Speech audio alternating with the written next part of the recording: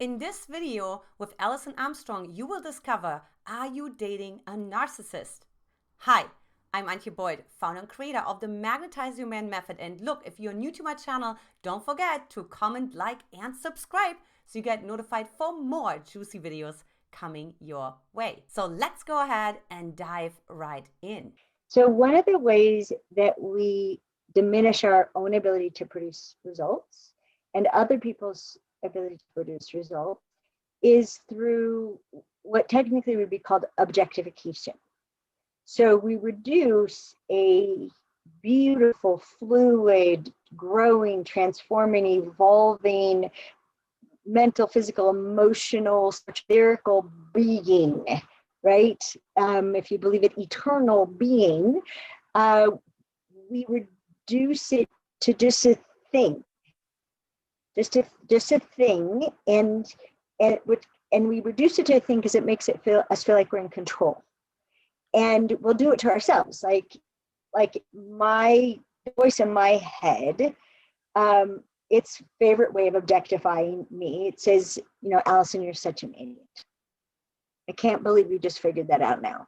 That this should have been obvious years ago, decades ago, months ago, right? I hear this all the time because I have these big realizations and make these huge connections. Like I'm, doing this thing now in hope and hopelessness, and all these connections are going off. Oh, you're such an idiot. You're such an idiot. You should have seen that before. You should have thought that before. Or it calls me something much worse. Everybody has a much worse thing that it calls me. And it has a thing that it says to other people. When somebody doesn't behave the way I think they should, it'll just call them a name. And so it'll take this multidimensional complex being and just reduce them. Jerk, right? What a jerk. Or much worse. So it's a human thing. Objectifying is human. It's a way that we regain a feeling of control. It's an illusion. It's false. We're actually less effective when we label something. We become less effective because now we filter everything through the label. We're not present. Our brains have to filter, and they're going to filter to validate the label. And so we may actually not even see the person anymore. And we've all been on the other side of this, right? We've all been on the other side of, we can't even feel like we can get seen. It doesn't matter how different we are. We're being treated like we were 3 months ago, 3 years ago, 3 decades ago, right? 3 lifetimes ago. Like, gosh, they don't even see me, right? So we've all been on both sides of it. And I've followed, right?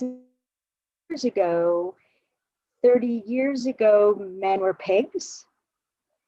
That's what they were. They were pigs. In 1991, men were pigs. And they were commitment phobic.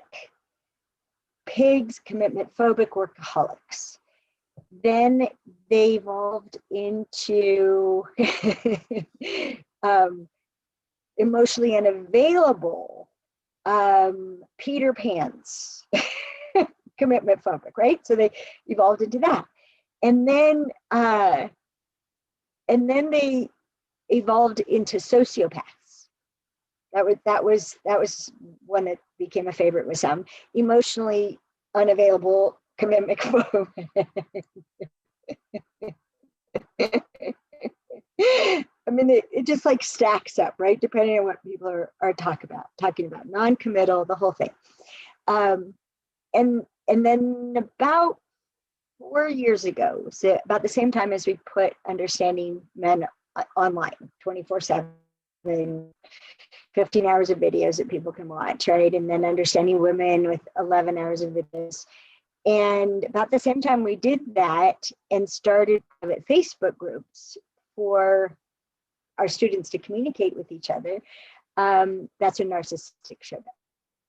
And he's a narcissist. And how does this apply to a narcissist? And what do I do about a narcissist? And my ex-husband was a narcissist, and my father's a narcissist. And then, now it's gotten to women being described as narcissists as well. And my mother was a narcissist, and my sister's a narcissist, and no, my ex-wife is a narcissist. My daughter, I don't know what to do, she's a narcissist. So I went to the internet and I looked up narcissism, and I read the articles by psychologists describing what is narcissism. And like many labels within the medical profession and therapeutic profession, by their own declaration, narcissism is a label for a set of symptoms, right? It's like the autism spectrum, a set of behaviors, a set of characteristics, a set of systems.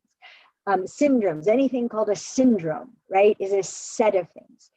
And as I read through the description of narcissistic behavior, and I'm not exaggerating at all, I'm not minimizing, I'm just telling you straight out, every single thing on the list could, from my work of 30 years, be pointed to a man or a woman responding to the perception of a threat. And human beings, everybody does. Everybody responds to a perception of a threat with fight, flight, or freeze. So it doesn't matter if it's the deer crossing my lawn, who their reaction is freeze and then flight, right? First they freeze and then they and then they jump in front of a car, right? Or run from whatever's going on. Well, narcissistic behavior it's the word that's used to describe people whose perception of a threat is a fight response, not a freeze response, which is often invisible, not a flight response, which they go away with the trouble. People who have a fight response and won't take a no for an answer, blow up hugely at being turned down, being excluded, like you like just go down the list. It's a man or woman in fight mode. They perceived a threat and they're in fight mode. Or, and this is something that people don't understand, it's the perception of a threat or opportunity. Because from the point of view of instinct, an opportunity, which seems good, like, oh, look at all those deer, right? We should catch them. A second later, what if we can't catch them? What if we waste energy and then we end up dying because we wasted energy chasing, right? Chasing deer we couldn't catch, right? An attractive man or attractive woman. Ooh, opportunity. What if I'm not good enough? Right? Boom, boom. Opportunity, threat. It happens in a second. So the perception of a threat or an opportunity, if someone's reaction is to fight it or fight for it, narcissistic behavior. So really, people who get described as narcissists, from my point of view, are men and women who live in fear. They live in fear and they live in fight. And unfortunately, emasculation of both men and women, diminishing our ability to produce results, that's a threat. That's a threat, and some people are going to have a fight response. And if they do it enough, they'll get called a narcissist. And I'm not saying there's no such thing as a narcissist. I have someone in my life involuntarily who who fits all the descriptions, right? And so lives so much in fear, sees an enemy in every person, that all my kindness, all my compassion, all my healerness, all my knowing how to support someone in feeling safe, to be non-threatening, to like everything I know, what I've mastered over 30 years, he's untouchable. He's untouchable. Can't even see me. Can't see me. He can't feel me. He has attacked from the first moment. The first moment. And okay.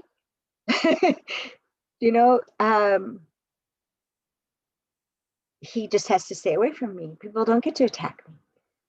No, you have to go away. The attack is not acceptable. I mean, he attacked me, he attacked my integrity, he attacked my work, right? Like boom, boom, boom, in short order. No, you have to stay away from me. Don't come anywhere near me. And so I'm not saying, just to be really clear, understanding where it comes from, you can be empowered. It does not mean you should put up with it. Mm-hmm. It doesn't mean you should put up with it. But labeling it isn't going to help.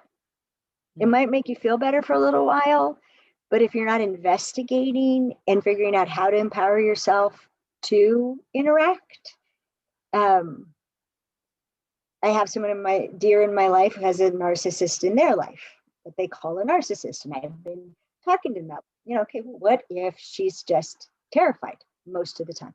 And her response to terror is to fight. And so I've been coaching them to present things differently and speak differently, text differently, get out ahead of things, not feed the fear, just certainty, certainty, certainty, certainty. And got a report back recently. I got a nice text. Like, what? Like, well, maybe not nice, but there was no attack. There was actually an exchange of information that was reasonable and without any attack. And like, okay, awesome. So it's just a different point of view. If everyone thinks men are commitment phobic, they like, because he won't commit to this, he won't commit to that, men are commitment oriented. They're compelled to commit. In fact, they find peace in commitment. They find freedom in commitment. We ask so many men, what's the difference between being married and being free? Number one answer, there's no difference. Being married is free. And then they would list all the things that they are free from by being married. And it's just, if we got to get curious, right? If women want to do, like, what's the number one most important thing? Question your assumptions and then get curious about what might the real story be. And that's all that happened to me 30 years ago. So the biggest thing that happened, and honest, and you know this from having been in our workshop back in 2009, I thought it would take 2 or 3 months to learn everything there was worth knowing about men, because they were obviously shallow, and I questioned if they had souls. I knew they didn't have any feelings, so you couldn't hurt them, so it didn't matter what you said or did to them. I